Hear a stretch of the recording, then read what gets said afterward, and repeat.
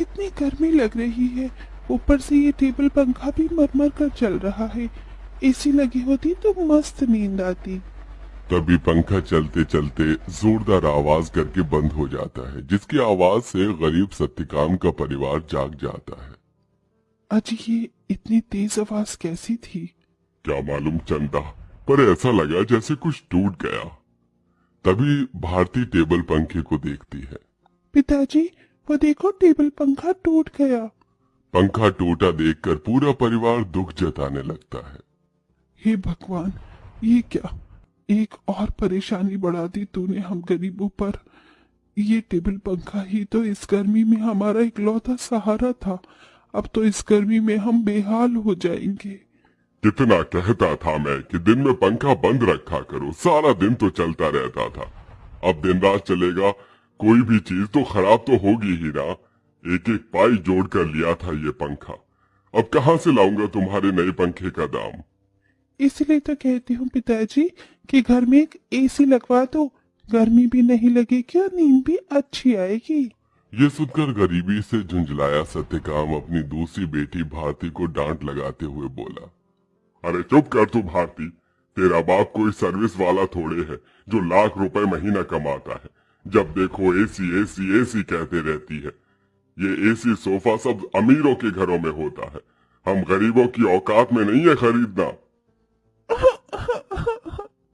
अजी, अब जाने भी तो बच्ची है। अब ही चलो सब सो जाओ। आस पड़ोस वाले भी इतनी रात में हम गरीबों के घर में से हल्ला गुल्ला होता सुनेंगे तो क्या कहेंगे। जैसे तैसे सब गर्मी में सो जाते हैं, लेकिन अपने गरीब माँ बाप बहन को गर्मी से बेहाल देखकर वो गरीब बेटी रात भर खुद सो भी नहीं पाई। अरे सुबह हो गई, जल्दी से साफ सफाई कर लेती हूँ, फिर बाबा के लिए चाय भी बनानी है। घर में झाड़ू लगाकर जब वो घर के बाहर आकर देखती है तो आम के पेड़ से पूरे आंगन में पत्ते ही पत्ते बिखरे थे और पेड़ पर फल लगने को थे, जिसे देखकर वो खुश हो गई। अरे वाह, आम के पेड़ पर तो बेर लगने लगे हैं। अच्छा है, थोड़े दिन में आम पक जाएंगे। पिताजी को तो आम के साथ रोटी खाना कितना पसंद है। अगर उन्हें रोज अपनी मनपसंद की सब्जी या फिर मीठे आम मिल जाए तो वो पेट भरकर रोटी खाते हैं। लेकिन इस गरीबी में नमक रोटी और चटनी रोटी खाकर ही गुजारा करना पड़ रहा है। इस घर की बड़ी बेटी होते हुए भी मैं अपने गरीब माँ बाप के लिए कुछ भी नहीं कर पा रही हूँ। मेरे प्यारे आम के पेड़, मैं उनके लिए कुछ करना चाहती हूँ। खास करके भारती की ख्वाहिश है कि हम अपने घर में एसी लगवाएं। सबसे पहले मैं अपनी कमाई से अपने घर में एसी लगवाऊंगी। गीतू रोज ही अपने आंगन में लगे उस आम के पेड़ से अपना सुख दुख बांटती थी। वो पेड़ जैसे उसके परिवार का हिस्सा बन चुका था, क्योंकि गीतू ने 5 साल की उम्र में आम की गुठली बोई थी और हर दिन उसमें खाद पानी डालती, जिससे आज पेड़ इतना विशाल और फलदार था। पेड़ के नीचे हर कुछ दिनों में घास उगाती, जिसे गीतू जुगाड़ लगाकर कभी घास की चटाई तो कभी कालीन बुना करती थी। गीतू, मैं और तेरे पिताजी जमींदार के खेत पर जा रहे हैं काम करने। माँ, आप और पिताजी अपनी खेती खुद क्यों नहीं उगाती? वो जमींदार तो यही चाहता है कि हम गरीब लोग सारी जिंदगी उसकी गुलामी करें। तभी तो धूप में वो आपसे गधों की तरह काम करवाता है और सिर्फ 100 रुपए ही देता है पूरे दिन के। पिताजी, आप ही तो कहते हैं ना कि हम गरीब किसान मिट्टी से सोना उगाते हैं। हाँ बेटिया, लेकिन एक गरीब के लिए 2 रोटी कमाना रोज की कठिन चुनौती होती है, जिसे पार करना पड़ता है। सत्यकाम और चंदा चिलचिलाती कड़ी धूप और गर्मी में खेत पर आते हैं, जहाँ जमींदार ठाठ से कुर्सी पर बैठा था और नौकर छतरी लिए खड़ा था। ओहो, बाप रे बाप, कितनी गर्मी है। आग बरस रही है। इतनी गर्मी में तो एसी की ठंडी हवा छोड़ने का मन ही नहीं करता। राम राम मालिक। अरे भाड़ में गया तेरा राम राम। यहाँ गर्मी से मेरा कचूमर निकला जा रहा है। कहाँ मर रहा था? हाँ, अब तक कहाँ मर रहा था? चलो दोनों मियाँ बीवी खेत जोतने में लग जाओ। उठाओ हल। जी मालिक। बेचारे दोनों कड़ी धूप में उतनी बड़ी जमीन में हल जोतते हैं। उनके माथे से टप टप पसीना बहता जाता है। अजी शाम हो गई, आज तो मालिक दिहाड़ी देने के डर से आए ही नहीं। उनकी हवेली चलकर मांग लेते हैं। पंखा ठीक भी तो कराना है, वरना गर्मी में गुजारा नहीं होगा।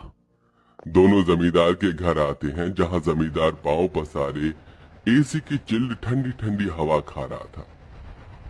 ओहो, क्या मजा आ रहा है। हा हा हा, एसी में भैया मजा बहुत है। अरे सत्यकाम, तू यहाँ? जी मालिक, पैसे दे दीजिए। ये पकड़ 200 और चल दफा हो जा।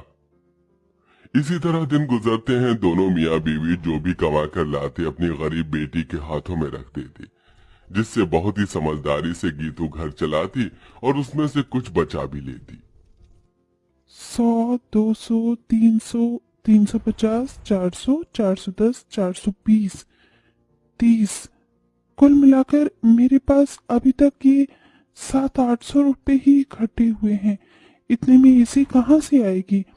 अगर मैं किश्त बनवा कर भी एसी ले आऊं तो फिर मैं कैसे किश्त भरूंगी? तभी भारती अपनी गरीब बहन गीतू को परेशान देखकर बोली, दीदी, आजकल तो कबाड़ी वालों के पास भी अच्छी अच्छी चीज मिल जाती है। अमीर लोग तो नया खरीद लाते हैं और महंगी चीज भी बेच देते हैं। हाँ, ये ठीक रहेगा। मैं कबाड़ी में से कोई एसी उठा लाती हूँ। गीतू एसी खरीदने कबाड़ी की दुकान पर चली आई। भैया जी, मुझे कोई सस्ती एसी दिखाइए। गरीब लड़की लगती है, एक काम करता हूँ, ये खटारा वाली एसी थमा देता। इसे क्या पता इसमें क्या डिफॉल्ट है। ये लो बहन जी, ये एकदम बढ़िया एसी है। ये चलती तो है ना? चलती नहीं, दौड़ती है। एकदम धूम मचा देगी ठंडी हवा की। 1000 रुपए की लगेगी। अब जल्दी से ले लो। लेकिन मेरे पास बस 800 ही है। चलेगा चलेगा, दे दो। गीतू खुशी से वो एसी घर लाकर सबको चलाकर दिखाती है। माँ, पिताजी देखो, आपकी गरीब बेटी एसी खरीद कर लाई है 800 में। अब हमें गर्मी में नहीं सोना पड़ेगा।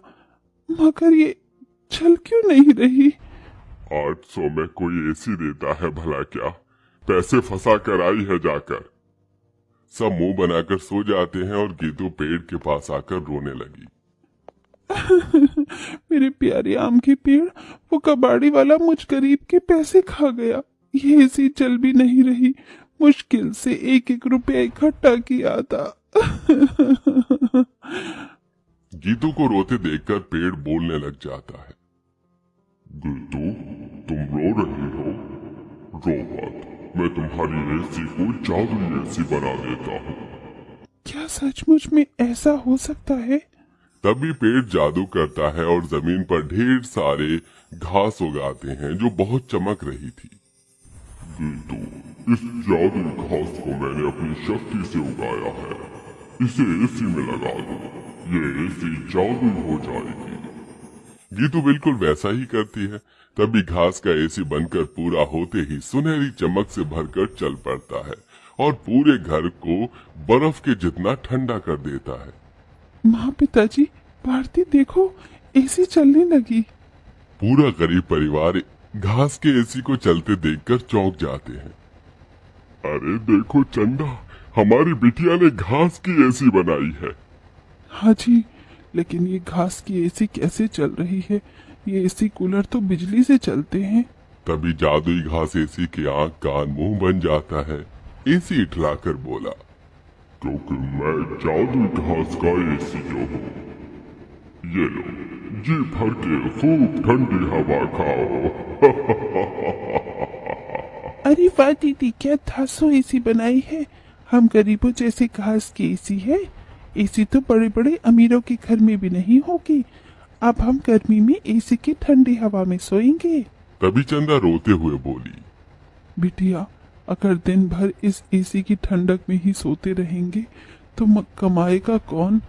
बगैर खून पसीना बहाए पैसे थोड़ी मिलता है। ये कहते हुए चंदा रोने लगती है। तभी जादुई घास एसी में से ठंडी हवा के साथ नोट बरसने लगते हैं। लूट लो, जितने चाहिए लूट लो। देख क्या रही हो? अरे रामा, ये जादुई घास की एसी तो लक्ष्मी मैया का रूप है। चंदा देख कैसे करारे करारे नोट दे रहा है ये एसी। क्योंकि मैं कोई मामूली एसी नहीं बल्कि जादुई घास का एसी हूँ। मैं तुम्हें हीरे जवाहरात सोना चांदी सब दे सकता हूँ। एसी के इस कथन को सुनकर गीतू ने उसे आजमाया। अगर ऐसा है तो हमें सोने चांदी के सिक्के देकर दिखाओ। तभी एक सुनहरी चमक के साथ जादुई घास एसी में से सोने चांदी के ढेर सारे सिक्कों की बारिश बरसने लगी। तुम तो सच में जादुई एसी हो माँ। अब आपको उस जमींदार की गुलामी करने की जरूरत नहीं। अब हमारे पास जादुई घास का एसी है। दोनों मियाँ बीबी खुशी से फूट फूट कर रोए। चंदा देखो, अब हमें और दुख नहीं काटना पड़ेगा। न किसी की ये गालियां खाकर गुलामी करनी होगी। ये जादुई घास की एसी हमें बंधुआई से छुटकारा दिलाने आई है हमारे घर। जाओ सत्यकाम, इन सिक्कों से कर्ज चुका दो। सत्यकाम ने जादुई घास एसी से मिले सिक्कों को बेचकर सबका कर्जा भर दिया और उसने पंखा कूलर एसी की अपनी दुकान खोली, जिससे गरीब भी कम दाम पर एसी खरीद सके। उस गरीब बेटी के बनाई जादुई घास एसी ने उसके गरीब परिवार का भाग्य बदल दिया।